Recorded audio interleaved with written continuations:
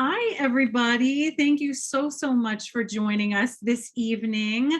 For anybody that doesn't know me, I'm Rachel Narwald. I'm the nurse practitioner with the preventive cardiology team with Dr. Eugenia Gianos and Dr. Enjory Dunbar. And we are so fortunate tonight to be joined by Sarah Miller, who is multi-talented. She is a registered dietitian, nutritionist. She is a certified diabetic educator. She might be a pastry chef in her free time as well. And we are so fortunate to work with her in preventive cardiology and partner with her at the Lipid Center. And she is going to be talking to us tonight. I love this title. Why isn't it working? And teaching us all about nutrition pitfalls. And you, as the audience members, are more than welcome to ask questions. Please feel free at any point to put them in the chat box, and Sarah will address them. We're going to save the questions to the end, but put in those questions at any time, and I will field those to post to Sarah at the end of her talk. And I know this is going to be an amazing talk, so I don't want to hold up any longer. Sarah, thank you so much for joining us. Thank you for that introduction. I appreciate that. And I'm really excited to be talking about this. This is a topic that's near and dear to my heart. I have patients, sorry, I'm going to share the screen as I speak. I have patients coming into my office asking me all the time, like, why is what I'm doing not working? I am working so hard. I am trying everything I know. I'm not losing weight. I don't feel good. Something's wrong. Like, what is it? And I get so upset on behalf of the patient because, you know, it's a hard feeling trying this hard and getting no results. So as I, speak to patients, I find some commonalities, some things that keep cropping up, and I want to address them here with you now. So hopefully you guys can avoid them, fix them if they are issues that you're having.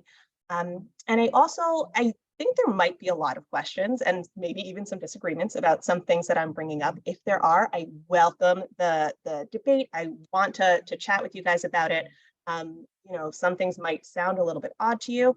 That's fine. We'll have time at the end to talk about it. Okay. So let's see. So I split these mistakes into 4 different topics. I grouped them. We have carbohydrate related mistakes. We have the eating less mistake. We have the quote unquote health food mistake. And then we're going to talk about supplements at the end, some mistakes people make related to that.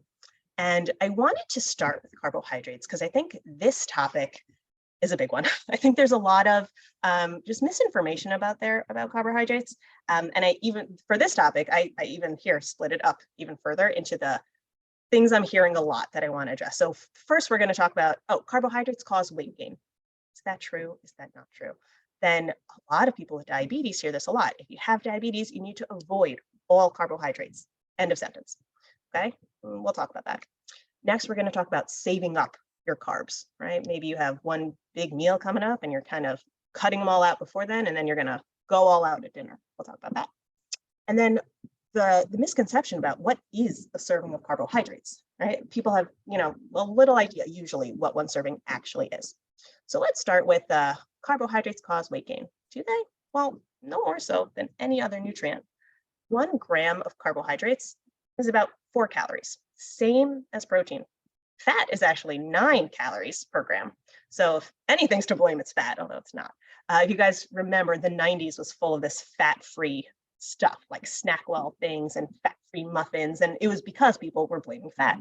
Now we're in a new diet phase where people are kind of blaming carbs, but see, carbs don't cause weight gain any more so than any other nutrient. Where carbohydrates are the body's ideal source of energy. They're really quick to digest. Your body converts them to glucose or sugar pretty quickly. They're really filling. They're satisfying. They have a lot of good things about them too, like essential fatty acids, B vitamins, fiber. They're great. So I think everyone should say it with me. Carbohydrates are not evil. Okay, there's nothing magical about them that causes weight gain. Now let's talk about people with diabetes. So if you have diabetes, do you have to avoid all carbohydrates? No, you do not. And this might be touchy for people because possibly a physician had told you this or friends with diabetes have told you this. But if you have diabetes, what you have to do is control your blood sugar. Absolutely. But what that means is you can't have a lot of carbohydrates all at once. Doesn't mean you have to omit them. Depending on your height and your weight, a typical person should be able to what I call safely eat between 1 to 3 servings of carbohydrates per meal, not per day. And when I say safely, I mean without their blood sugar really spiking up too high. Um, and we'll talk about what 1 to 3 servings means when we talk about the serving size, but should be able to eat, some carbohydrates throughout the day, even if you have diabetes. What that's called is the consistent carbohydrate diet, wherein a person eats a small to moderate amount of carbohydrates consistently throughout the day, right? So your blood sugar kind of goes like that in little well-controlled waves, not spikes, okay? All right, I don't have diabetes, but I want to lose weight. I don't want to gain weight. So I'm going to save up all of my carbs for a large pasta dinner. I hear this a lot. Either intentionally or consciously or not, people do this. They kind of cut the carbs at breakfast, they cut the carbs at lunch, and they have all their carbs at dinner. And it's a lot of carbs. Does this work? No. Remember, right? I said the carbohydrates are energy. That's what they are. It's your body's preferred source of energy. And what happens when you get a lot of energy at once, your body is very smart. It's going to say, well, I don't need all this energy. I'm not about to run a marathon. So I'm going to store all this excess energy. But your body stores energy as fat. That's what fat is. Body stored sources of energy. So when you have a huge amount of carbs at once, you're going to start gaining weight because your body's going to convert all that excess carbohydrates into fat. Okay. So even if you don't have diabetes, I still suggest you spread out your intake of carbohydrates throughout the day. Don't bank them. Don't save them up. Okay. That's the best way to ensure that you're able to enjoy carbs, not gain a huge amount of weight, and you don't feel like you're missing out because you've cut them from most of the day. Okay. All right. Let's get down to the nitty gritty. What's 1 serving of carbohydrates? And here is a problem, or could be a problem. Carbohydrates serving size is actually pretty small. There's nothing about carbs that magically cause weight gain, but because the serving size is so small, it's sometimes very easy to go overboard, right? Here's what a serving is. It's a small slice of bread. It's 1/3 of a cup of cooked rice. It's half of a medium-sized potato. It's a 6-inch tortilla. What all of these equate to is about 15 grams of carbohydrates. It's not a lot. Now, remember, I said people can have probably between 1 to 3 servings per meal, right? We're not talking about just having 1/3 cup of rice.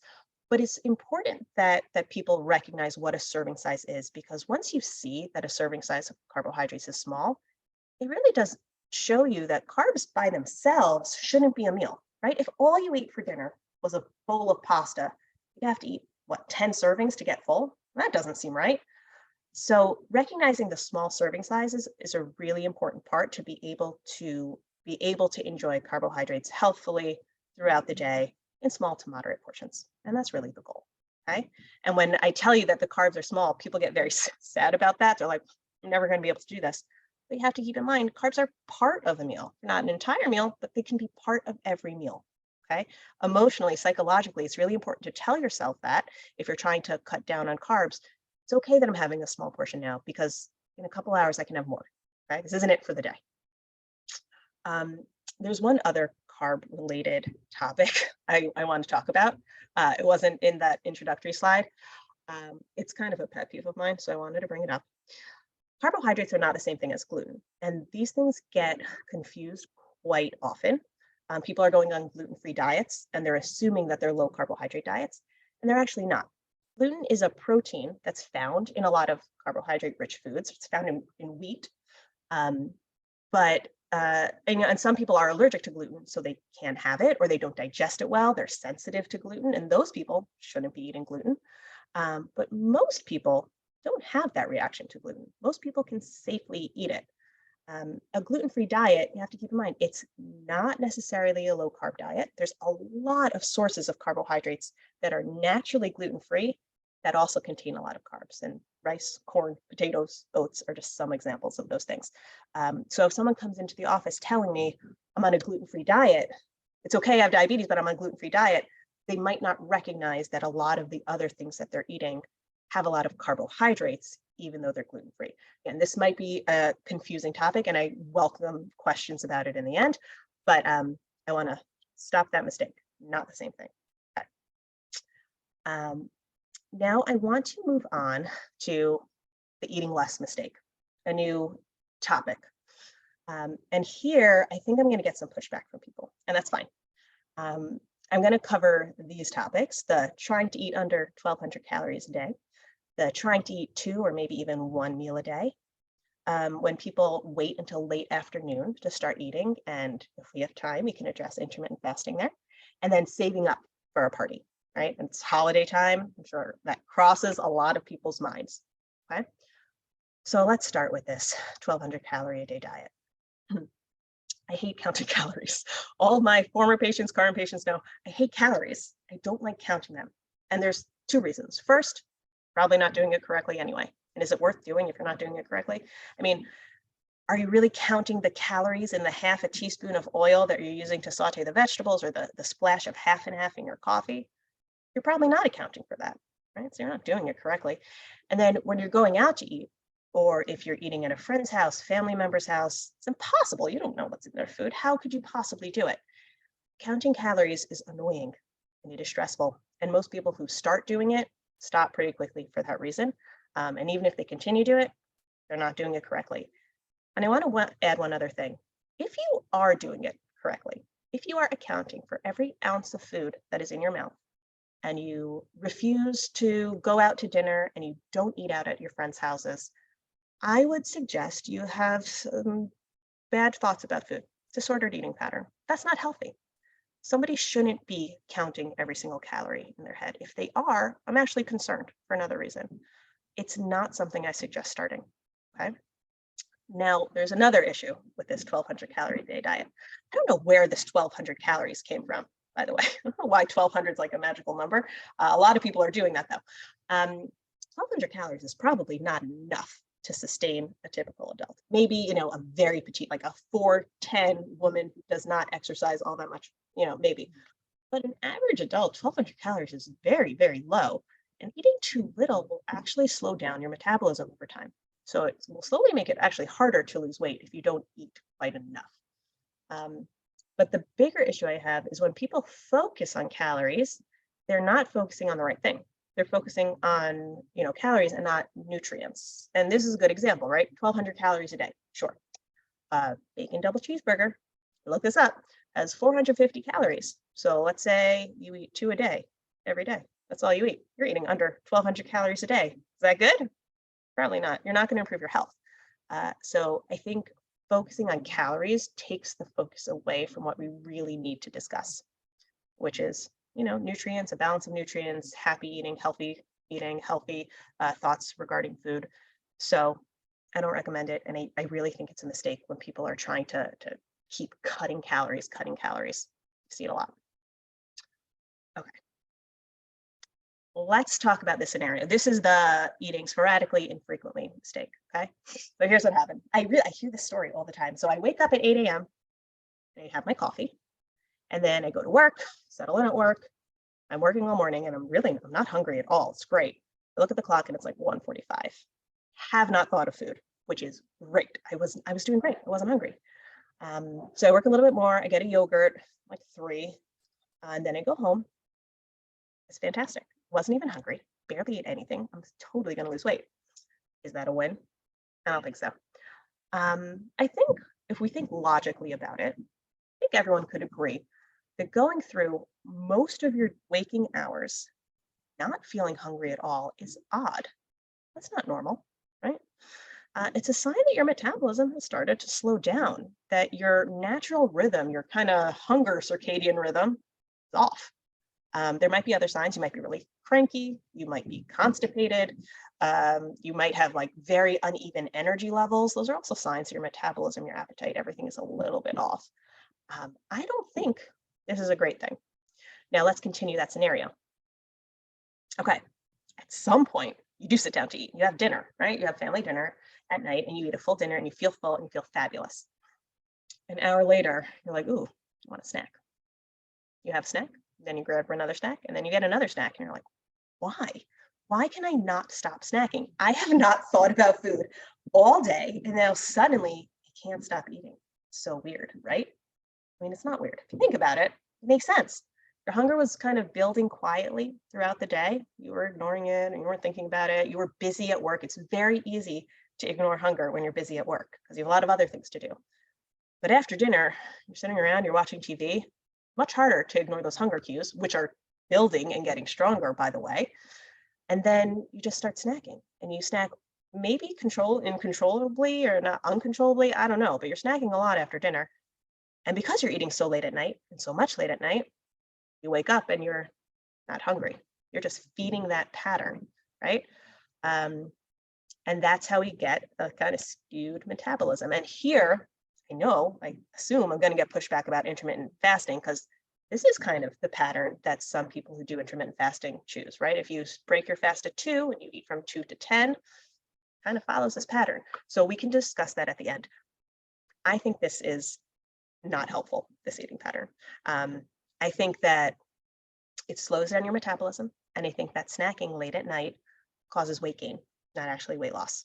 And I think, a lot of other things are suffering for it. Like I said, your energy levels, your bowel movements, just general happiness. So I think it's somewhat problematic. So what do we do? How do we break that cycle? Eat 3 balanced meals a day. It sounds very straightforward when I tell my patients, eat 3 balanced meals a day. It's not. It's hard to achieve 3 balanced meals a day. But if you're able to, that's a really great ticket to great nutrition. A balanced meal contains different items. It has carbohydrates, it has protein, it has fat and fiber, okay? Usually coming from fruits and vegetables. Now, remember that carbohydrate serving size we discussed, right? The sizes of those meals, probably smaller than that one big meal you were having at the end of the day. That's okay, right? Because you're going to be eating, again, you'll have a snack, and then you'll have lunch, and then you'll have a snack, and then you'll have dinner. It's fine. People get hungry every 2 to 3 hours, right? So, if the pushback is, yeah, Sarah, but I'm hungrier, that's fine. I don't mind that. I think a lot of people, particularly women, are told that hunger is a bad thing. If you're hungry, something's wrong. You should ignore it. You should not tell people about it. You certainly should not act on it. But hunger is normal, right? Your body needs more fuel. That's what it means. It's fine. And if you ignore that hunger, it's going to snowball and it's going to get worse. So if you're hungry, you should eat. And if you're not ready to eat a meal, eat a snack. But eating throughout the day, I believe, is a pretty good and healthy thing to do. By the way, I have at the end, what is a good snack? People ask me this a lot, so I just stuck it in. An ideal snack is a fruit or a vegetable combined with some fat or protein. What is that? That's like an apple and peanut butter. Why that's ideal is it gives you a lot of important nutrition, right? If you open up a bag of pretzels for a snack, you're getting some carbohydrates, you're getting some fast energy, but then that's gone and you're hungry like 20 minutes later? The fruit/veggie with fat or protein, that holds you, that sustains you much longer and gets you to that next meal. Whereas I don't think the pretzels really do, but that was a side note. That's what the ideal snack is, okay? All right, so no restrictions on when we eat? Well, not quite. Ideally, you wouldn't really be eating within a few hours of going to bed, maybe 2 to 3 hours, right? And this is what allows you to digest your food well, you're winding down before bed, right? We call that sleep hygiene. And kind of ensures that when you wake up the next morning, within 2 hours of getting up, you're going to be hungry. So this is actually often where I start with patients who have this kind of skewed metabolism thing. We start with not eating within 2 to 3 hours of bed, hoping that will naturally get them hungry for breakfast the next morning. Okay, it's a really good place to start if you're wondering how to do this. Now, let me just address the intermittent fasting slightly. Intermittent fasting is a good thing. It can be a good thing. There's a lot of great research about it. My ideal preference for that, if you're going to do it though, is to eat approximately as close to like a 9 to 5 schedule, right? Start eating at 9, stopping at 5 as possible. So you're still getting in breakfast, lunch, and dinner, and you're not eating late at night. That's how I would like to see patients do intermittent fasting if they choose to do it. But we can discuss that more later. Okay, moving on. It's going to take a while to fix this. This is not an overnight thing. I urge you to stick with it if you are willing to. Usually eating these 3 balanced meals and healthy snacks ensures you stay full and you're happy and your blood sugar is stable and your energy is stable and your sleep is better. But to achieve all that takes work. does. It takes a constant intake of food and could be just writing out your schedule and a lot of planning. I know that's hard. And I know it might be scary going from eating 1 or 2 meals to 3+ snacks. It sounds like a lot of food, but I think you'll be happier for it. And as I tell people who come into my office saying, I can't, I'm going to gain weight. Well, you're not losing weight eating 1 meal a day, so we might as well give you more food, right? Like, can't get any worse. Might as well try it, okay? Worst case scenario, you're at least fuller and don't lose weight, right? I think it's worthwhile. Okay, let's move on to what I call the health halo on health foods. This could be a tricky topic.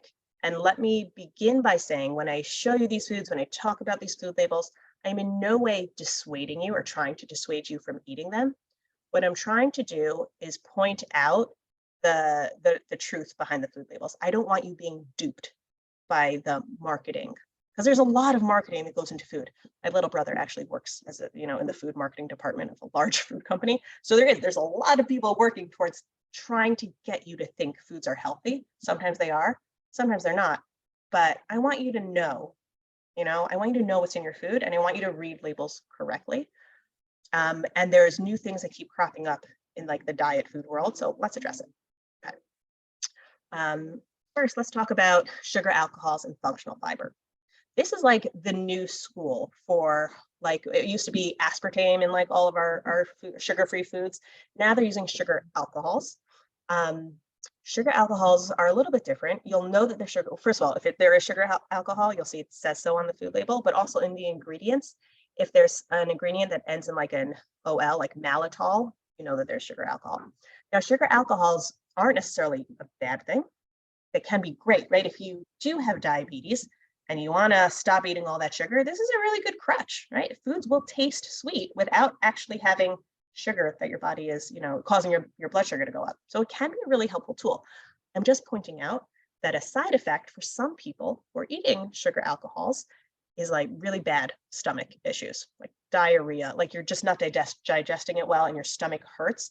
If you're eating a lot of foods that have sugar alcohols in them, I would examine that and I would consider cutting back, okay? Because that is a side effect, right? The aspartame, those things didn't have the stomach issues associated with them. They tasted really bad, but they didn't have any like weird GI symptoms. This stuff does. So I want, if you have been eating them and you are experiencing something weird going on with your stomach, look to see if there's a lot of sugar alcohols and start cutting back.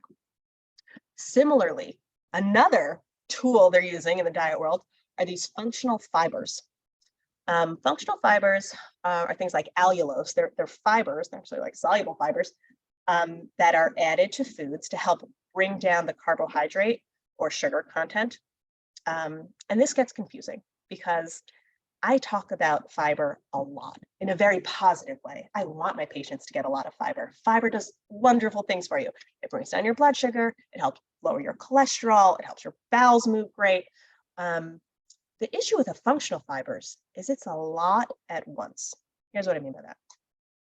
If we're wondering how much fiber we should get in a sitting, I think we should look towards natural sources of fiber, right? How much fiber is in a serving of brown rice, in an apple, in asparagus, foods that are high in fiber? Well, typically, at most, 6 grams in a serving, right? So that probably means your body can handle about 6 grams without issue. Look how much fiber is in these foods. The first one is Smart Sweets, which are these like gummy candies that are very low in sugar. 13 grams of fiber in a serving, okay? The next one near it is one of those Mission carb wraps. A lot of people use them these days. They have very low net carbs, which was popularized by the keto diet. And there's 15 grams of carbs there in one tortilla. And to that, maybe you're adding like beans and greens. A lot of fiber for your stomach at once. I actually do. I have a surge of patients coming in with like unexplained stomach issues, and they're using a lot of these diet products and they don't know why their stomach is hurting them. And it's a lot of this is because of the functional fiber. Now, remember, I am in no way trying to dissuade you from eating these products. In moderation, they could be perfectly fine, really. But I do want to kind of give you a warning. If you are experiencing something odd going on with your stomach, look at these items. And even if not, I want you to know what's in your food. I want you to know what a normal amount of fiber is, what this fiber is. It's helpful. Okay. Next. I get asked this a lot. Whole grain. Okay.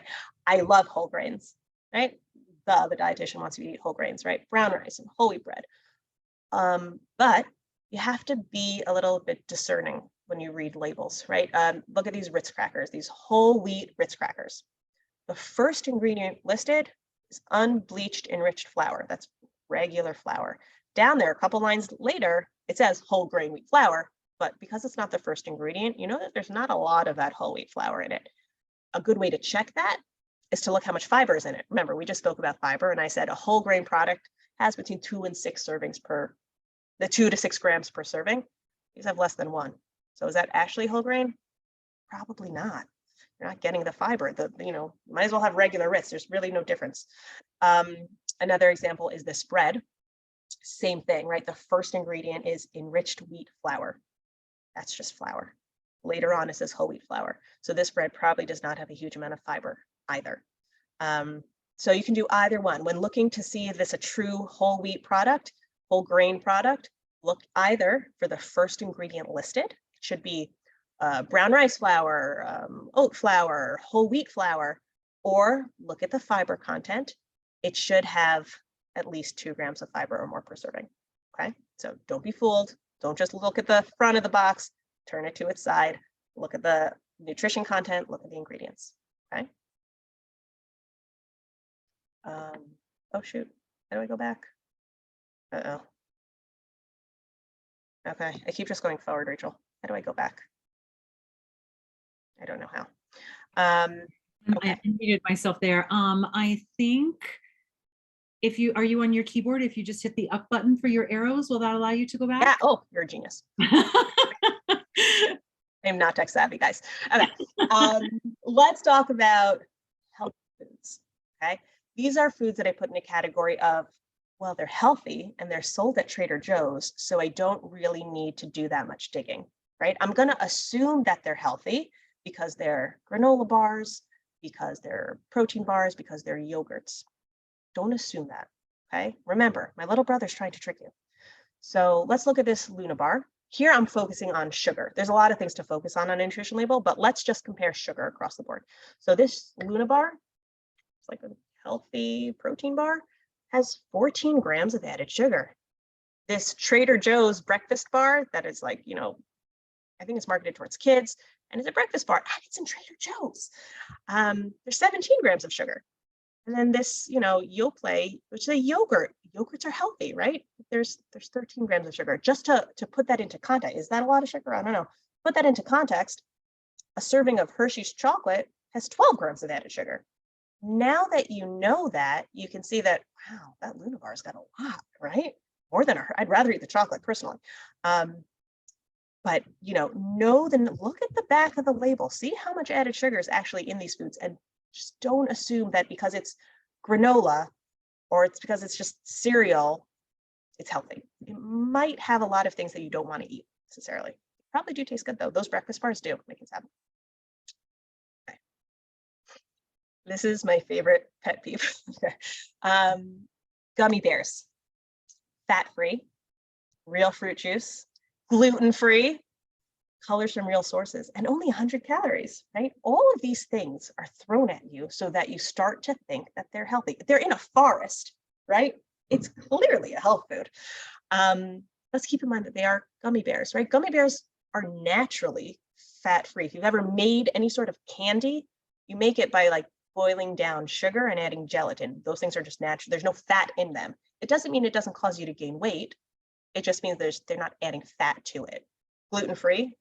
We've discussed my issues with gluten-free. Gluten-free, yeah, there's no wheat in it. Of course it's gluten-free. Why would it be? I'd be concerned if there was gluten in it. Colors from real sources. If you have allergies to those things, those artificial colors, sure. Made with real fruit juice. So again, so what? I don't know why that's important. There's a lot of sugar in that. It's not all fruit juice. And even if it's a little bit of fruit juice, not enough to make any sort of difference. Same thing with these Italian ices. These are only 60 calories. So like, if you're counting those 1,200 calories a day, great. But hopefully you won't be counting that anymore. And again, they're fat-free because they're ices, not ice cream. Of course they're fat-free, and of course they're gluten-free. No ices are made with gluten. I get so annoyed with this marketing, and I hope that you guys are not going to be pulled into it, because Italian ices and gummy bears should be eaten because they taste good and they're fun and they're treats. They should not be eaten because you think that they are healthy. Okay? They're fine to eat, but don't eat them with the assumption of, I'm putting something really nutritious, great for me, low in fat. This is a phenomenal dessert. Just, separate those two thoughts. It's still okay to eat them, but know what you're eating. So, okay, let's talk about vegan. All vegan means is that there's no animal products in it. Okay. Doesn't mean that it's super nutritious for you, right? I have some examples here of foods that are naturally vegan, right? French fries are just potatoes and oil. Those are vegan. That new Impossible Beyond Meat, that's vegan. There's a lot of other stuff in it, but there is no meat. Oreos, naturally vegan. There's no real milk in that filling. Ices, totally vegan. These are examples of vegan foods that are marketed sometimes as, oh, look, they're vegan. But so what, right? Don't choose them because they are health foods. Choose them because you like them or you want to eat them. But again, know what you're eating. And the same goes for organic, by the way, which is, we're going back to the Trader Joe's issue. Yeah, there's a lot of organic foods in Trader Joe's. Doesn't mean it's going to improve your health, though, because sugar, could you have organic sugar, right? So when you read labels and it's throwing these like hit words at you, these like really neon letters, read through the lines, read that nutrition label, and understand what actually you're eating. Okay, don't be fooled. All right, let's talk about the world of supplements. Supplements are not food replacements. Okay, taking a multivitamin doesn't ensure good health.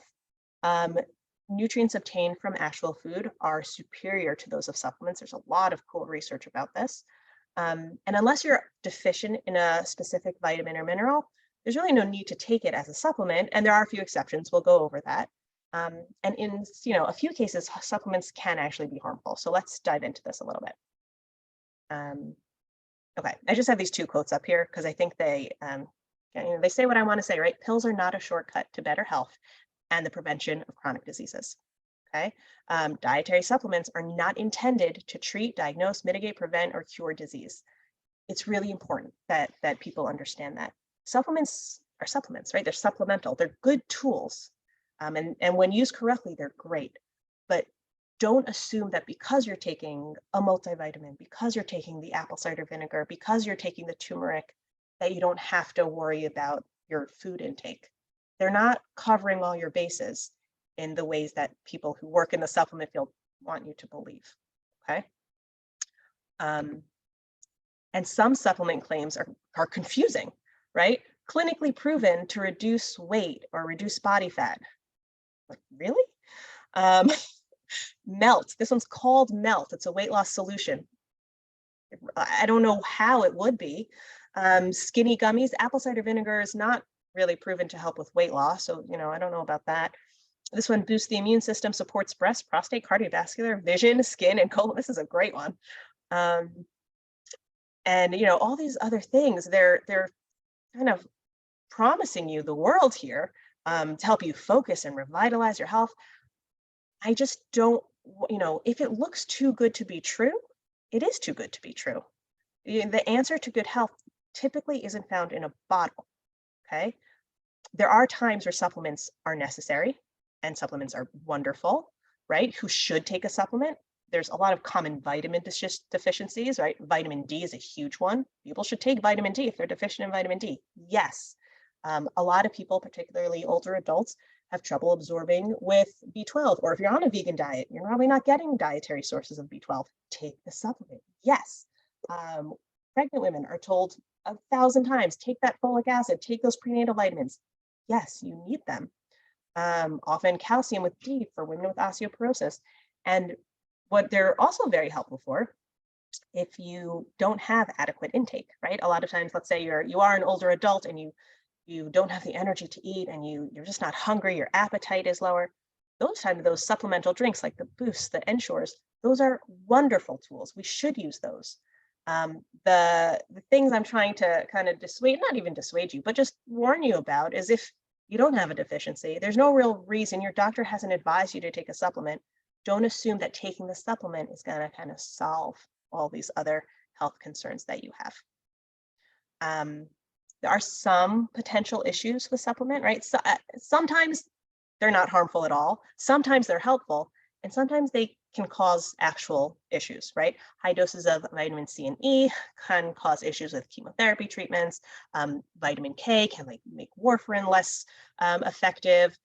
St. John's wort, if you're taking it for your liver health, they can be contraindicated for some birth control pills, HIV medications, things like that. And also, a big issue is that supplements are not covered by the FDA. They're not overseen. So you don't actually know, you don't have full confidence of what's in the supplements. And there have been cases where, trace elements of contaminants are found in them. So we have to be kind of picky with the supplements that we choose. So I think the biggest issue, as I said, with supplements is not the few instances where they're dangerous. The issue is that they give people like a false sense of security and this misconception that you don't have to change what you're eating as long as you take the supplements. Okay, remember, supplements are supplemental to all the other changes. Last piece of this, if you're doing all of this right, if you're like, I eat 3 meals a day and I know how much carbs to eat, your body reacts really well to doing this on a constant basis.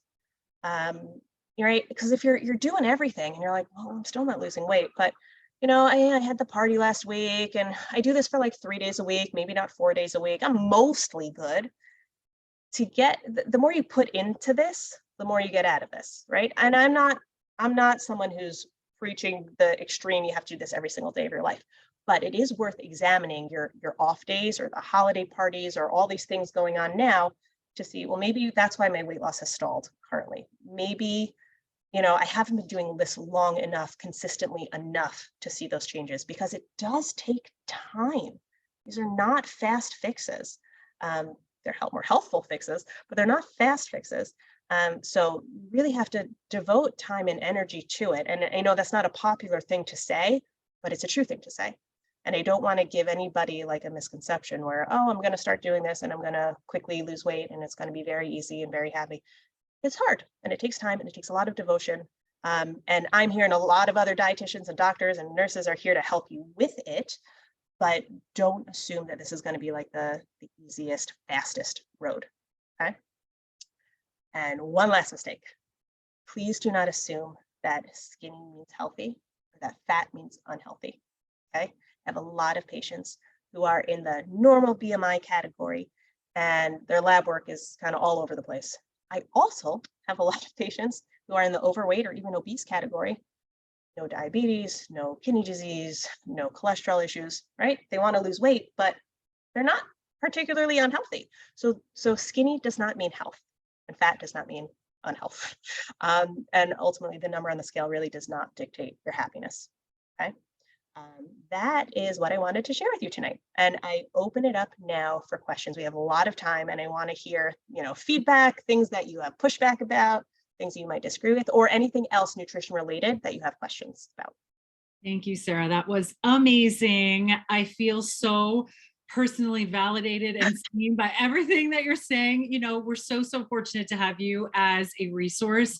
And I think you literally hit on every topic that I could have possibly wanted. Good. There's so much to cover. Yeah, there really is. And there's so much misinformation out there. And I think that, I love that you pointed out the marketing. I mean, I think that's so true. How often do you hear stuff? Oh, well, they say it's healthy, coconut oil, all of these types of things, right? That have so hard. It's really hard.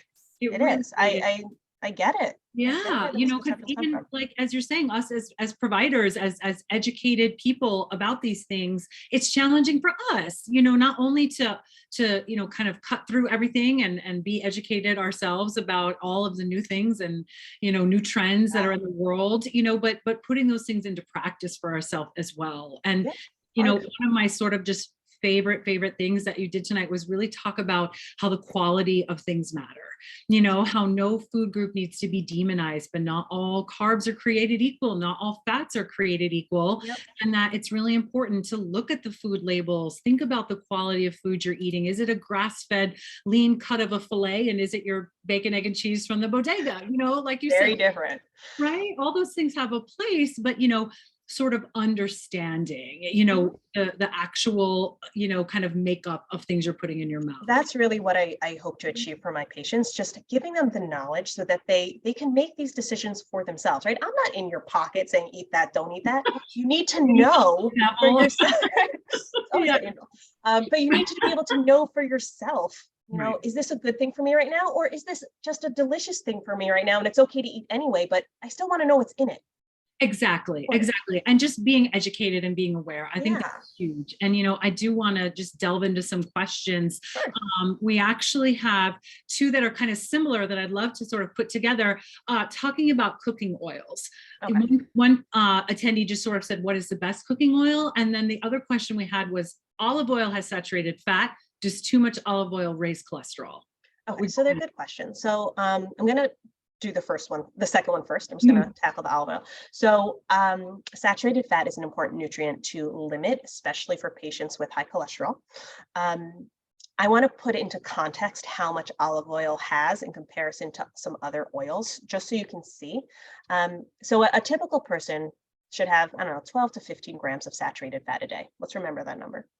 A tablespoon of butter has about 7, really high. Mhm. Tablespoon of olive oil has about 1.5. So does it have? Absolutely. Does it have a huge amount in the context of things? No, it really doesn't. Um, Now, there are diets that would remove all fats, even olive oil, something like the Ornish diet. I don't know if you all have heard of that. It's a pretty extreme diet and it's very low in fat, basically a non-fat diet. And there is actually some really interesting research. It can really help your heart health, but I think it's a little too extreme for most people. It's not something I recommend. Um, I think the amount of olive oil that you're having on a given day is not really enough to send their cholesterol really high. And I think when I make that cholesterol recommendation, 12 to 15 grams a day, I I make an amendment, whereas I don't even want you to try to eliminate saturated fat. The goal is not to hit zero. The goal is to stay moderate, because if you did, you'd be eliminating nuts and salmon and avocado and olive oil, things I actually want you to eat. So I can't deny it has some, but it doesn't have a huge amount, and it's likely not going to affect those cholesterol levels all that much. Okay. Absolutely. Now, in terms of what the best oil to use is, this is like a heated debate. Um, so I hope I don't get myself in trouble. There's this like article going around called the Hateful Eight, Mhm. where it discusses, different oils and they're inflammatory or they have all these other issues, and it's the proportion of the omega-6s to the omega-3s. I don't think that actually makes a big enough difference to your health. The only oils that I don't want people using on a regular basis are butter or ghee and Mhm. coconut oil. um, right? Yes. Because coconut oil does have a lot of saturated fat. Mhm. For high heat cooking, I don't actually recommend olive oil just because the burning point is lower. So it Okay. kind of, breaks down. Avocado oil is great. It's also expensive. Yes. Vegetable oil, I think, is fine. I think canola oil is fine. If you can, for like a low heat cook, olive oil is great, or no heat cook like a salad dressing. But I'm not very strict about the canola oil, vegetable oil, safflower oil debate. I just don't think that making that change has a big enough impact on your health to actually do much. Absolutely. No, that's great advice. Thank you so much. Because I do think it can be, overwhelming. There's grapeseed Yeah, oil, there's, safflower oil, and again, it's marketing, right? Because people are kind going of. to jump on that. You're So gonna jump on that, but if you do a taste test, you're not gonna know. no, right? Not at all. Not at all. And sort of in that same kind of vein of is one better than the other? How do you feel about salt? We get a lot of questions about, is sea salt better, kosher salt, Himalayan Yeah, salt? What do you it's think? a really good question. Okay, so people with hypertension, or really just the general public, should watch the amount of sodium in their diet. Um, like pink Himalayan sea salt is marketed as like this great health food. The amount of sodium, though, that's in it isn't really different than the amount of sodium that's in kosher salt, flake salt. They're all kind of very similar. Um, so there's it's not like you can have more if you're having a mineral salt. There are other benefits to the mineral salts, right? There's minerals in them, there's other nutritional benefits. But in terms of the sodium content, if you're someone who has to watch your salt, and the vast majority of us do, I don't recommend one salt over the other. I just recommend moderating the amount. Now, if you are watching your salt and you don't cook with any salt, you might want like a nice flaky salt to finish your dish at the end. So you get that nice hit of salt on your palate without having a huge amount in your food. In that way, like a salt, like I think Himalayan sea salt is helpful. We call that the finishing salt because you kind of get a nice salty effect without having it spread out throughout your food. So the proportion of salt is less. So it can be helpful, but in terms of, is there less sodium in it? No, wish there was. Right. Yeah, no, that's perfect. And I think you're right. Like it depends on what you're cooking. It depends on what you're eating. Yeah, It's not always, sort of a black and white answer. Same for the oils. yeah.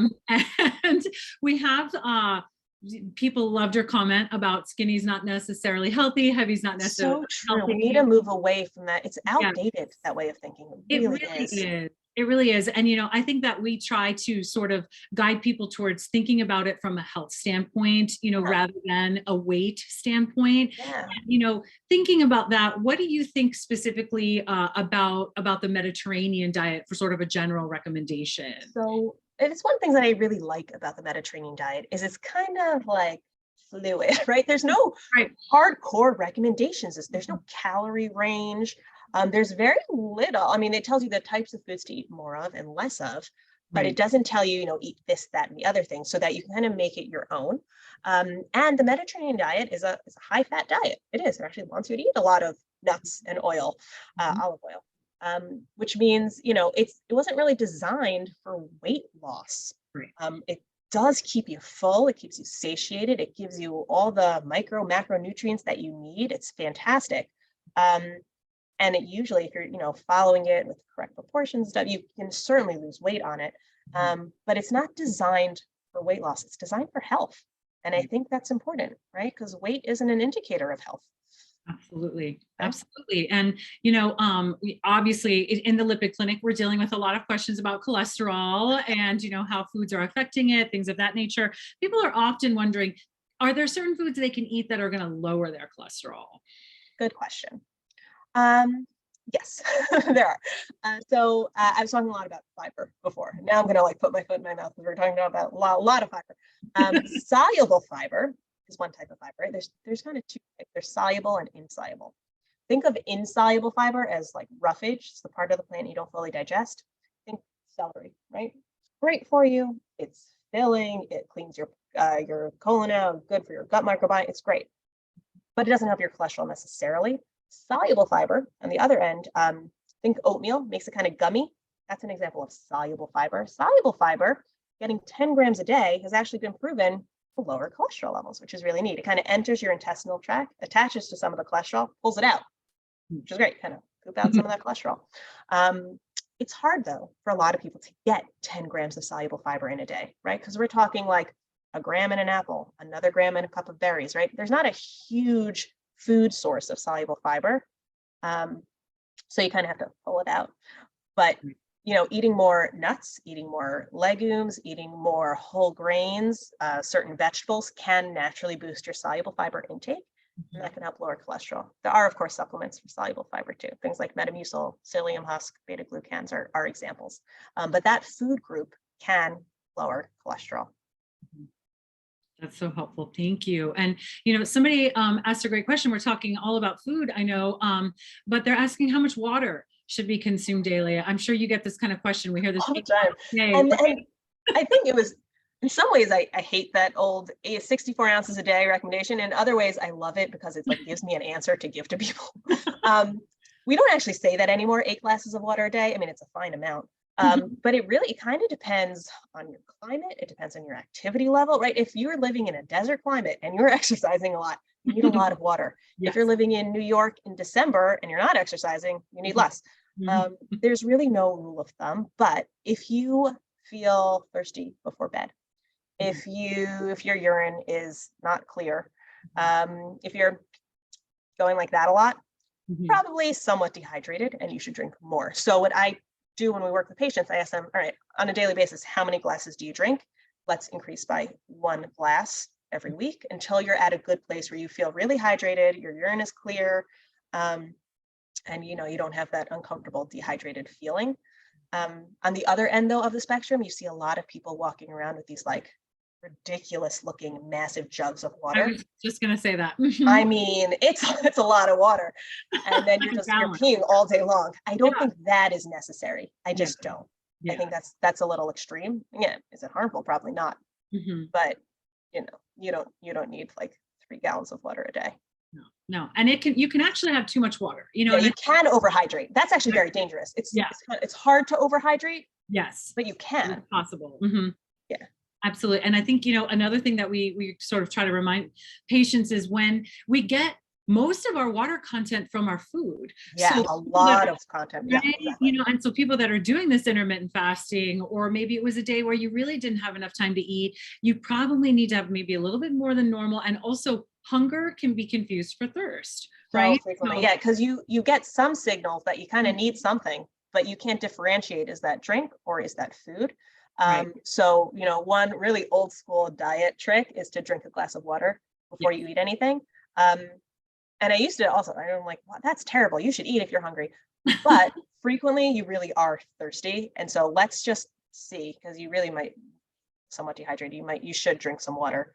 And drinking throughout the meal is a good way to help with digestion anyway. And it's a good reminder. Yeah, no, absolutely. And we are embarking sort of on the holiday season Mhm. here. So, people were wondering kind of what would your tips be to have people continue sort of their healthy food journey through the Okay. holiday season. So first of all, do not skip meals and save up, right? I think we covered that. That's a very, very common thing people do. Oh, I have a big party coming up. Not gonna eat Mhm. breakfast. I'm gonna eat a granola bar for lunch, and I'm gonna like go hog wild at that party. That's, remember, a really bad idea because you're gonna overeat. You're gonna store all that excess energy as fat. You're gonna wake up not hungry the next morning. Don't do that. Eat moderately throughout the day. Get to that party not particularly starving, not hungry enough, and then when you're at the party, remember that, we didn't go over really the balanced meal, but a Mhm. lot of vegetables on that plate. There's always a salad, a roasted vegetable, Yeah. something served. Half your plate, choose that. Choose one or two fun things that you really want. You only eat them once a year. Go for it, eat them. And then, fill up on the stuff that, like you need a lean protein probably. If there's a turkey, if there's like a chicken dish, if there's a fish, certainly have that, and then don't feel too bad about it, right? Mhm. It's once a Mhm. year. You're going to do it. You You should got enjoy yourself. You're going to socialize. it. Don't let that spiral you into the whole next 3 months of, oh, why did I do that? Now I'm going to, oh, like, why even bother? I messed it up anyway. I undid all of this progress. You're not undoing progress in one night. One Mhm. meal is not going to hit it, make or break you. Mhm. So, enjoy it. Don't feel too bad about it. Just, eat healthfully that day and the next day as best you Yeah. can. Absolutely, and get back on track, Back on track. absolutely. And, because you're so wonderful in the realm of diabetic education, we did an attendee ask if you're involved in any sort of a program to help with diabetes, with management. So I'm not. There are wonderful programs. I'm not. I, work for Northwell Lipid Center, so you can make an appointment with me, but I don't do any of those, specific diabetes programming. Of course, if you have diabetes and make an appointment, we talk a lot about it. But I'm not part of the programs, but Yeah. they're really helpful and effective. They really are. And, and I think that's the thing. I know that, Dr. Janos and I are always saying how important it is to have a nutritionist in our sort of arsenal, in our team, because it is never one person that's treating really anything, whether it's high blood pressure, whether it's diabetes, whether it's heart disease, so finding, somebody and being able to work with a nutritionist. Sarah does telehealth visits, by the way, to all our attendees. You don't have to, go to her in Long Island. She's available anywhere. And I think that's so important because she's educated on all aspects of health. And I think that's another big thing that I want my patients to know is that a nutritionist is educated in sort of all aspects of healthy eating. There might be some people that specialize in a little bit more, but you don't have to have one of these specific issues per se, or health conditions, to reap massive benefits from working with a nutritionist. Or even any condition, right? If you just want to kind of brush up on your healthy eating, you're not quite sure what to do. Yeah, that's great too. Absolutely. I think, Dr. Janos would mind me saying that, she's utilized nutritionist helps as well, as have I, because, sometimes it's hard to even see what your own habits are, right? You think you're doing so well, having that extra input to sort of turn the mirror around, right? Like helping you realize some things, I think is invaluable. Absolutely. Really is. Well, listen, I know we have a couple more minutes. I want to honor a couple more questions here. But I think, there's sort of some overlapping questions with how much do you think that healthy eating can actually benefit people in their conditions, whether it's diabetes, hypertension? Can food sort of be like medicine as well? Yes. I mean, obviously, I think so. It's important to note, though, if you, have a condition like diabetes and it's not well controlled, or hypertension or heart disease, medication and diet really go like hand in hand. It's not one or the other.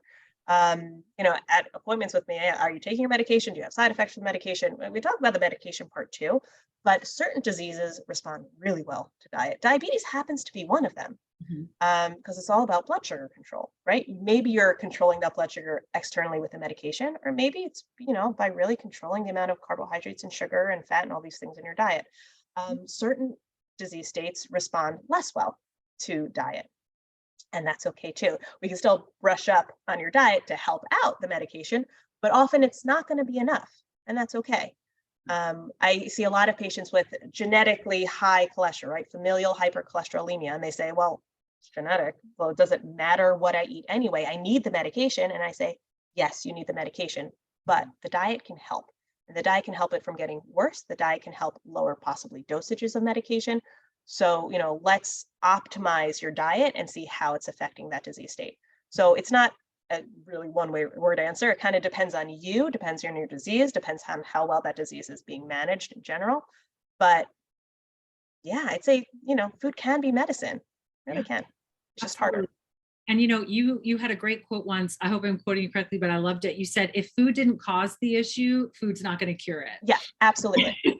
Absolutely, right? So if you have that genetically high cholesterol, it's not because you ate the cheeseburgers and milkshakes, right? You didn't cause that. Right. We can't fix it through food, but we can help it. Absolutely. And I think that's the thing. It's always so important to have both, because we could give you all the medicine in the world, but if you're not doing those good lifestyle habits, it's not going to be as beneficial. And then vice versa. I know a lot of people are very resistant to getting on medications, prescription medications, but it doesn't negate all those great things that diet and exercise are doing, but it's just sometimes not enough, when you're taking. Absolutely. And it shouldn't be seen as a failure on your part if you're taking the medication. Doesn't mean you're not doing a good enough job. It just means you need the help of the medication. That's all. That's okay. No shame in that. I love that you said that. Exactly. And that's what we tell people. It's not a failing. It's really not, and it's only going to benefit you in the long term from your overall health. Obviously, you and I are looking at this from a cardiovascular standpoint, from, diabetic standpoint as well. But, when you just think of overall quality of life, overall longevity, there's never going to be a downside to a healthy diet. That's kind of why I got into this biz, right? Like I there's no downside, like you said, only help. Absolutely. There's really not. And, thank you so much, Sarah. We really kind of came down to the wire here. I hope that you all enjoyed this as much as I did. I hope you can tell sort of how passionate we are about it. And Sarah's Amazing, amazing resource. If you all want to be connected with her, you can always let me know. And she's open, available, taking new patients. You know, as you can tell, she's just sort of coming at it from all aspects. There's really nothing she's not going to be able to guide you on and support you with. I I don't think know. It's a high bar, Rachel. and, you know, I hope that we've sort of kind of broadened people's understanding of what registered dietitian nutritionists really kind of do and how they counsel patients and why it's such an important resource to have not only in a lipid clinic, but a cardiovascular clinic, a diabetic clinic. And I would encourage everyone, you know, to reach out and see what your local resources are. You know, obviously I'm biased. I love Sarah. I would love for you guys to take advantage of her. There are a lot of me's. There's a lot of dietitians out there. Yes. And you know, if you guys are going to be recommending this talk, you know, we are recording it. It goes on our YouTube channel, which is Doc Heart Health, that you are more than welcome to watch this again, share this with people, you know, and if people aren't in the area, that, you know, encouraging them to find the resources for their dietitians in their local area. It's so beneficial. So thank you so much, Sarah, for giving us It was so fun. and your time. And, you know, guys, we will probably have Sarah back in the future. You know, we are doing these talks monthly. We try to pick topics that we think are going to be beneficial to the community, whether that's about blood pressure control, food, obviously, exercise, anything and everything that we think is going to be helpful to our patients and their families. So we will always try to make sure that we give you a heads up of what the talks are going to be. Next month in January, it's actually going to be done entirely in Spanish, which is very exciting. So you won't be hearing me or Dr. Giano speak, but we'll be there supporting. And we will, of course, make sure that you guys are abreast of every topic so you can join at your leisure. And again, the YouTube channel, Doc Heart Health, we do record these and post these so you can view them in the future. And I just want to wish everyone a happy holidays, happy new year. And again, thank you so much, Sarah. Really appreciate it. Thanks, guys. You take care, everybody. Be well. Good night. Bye.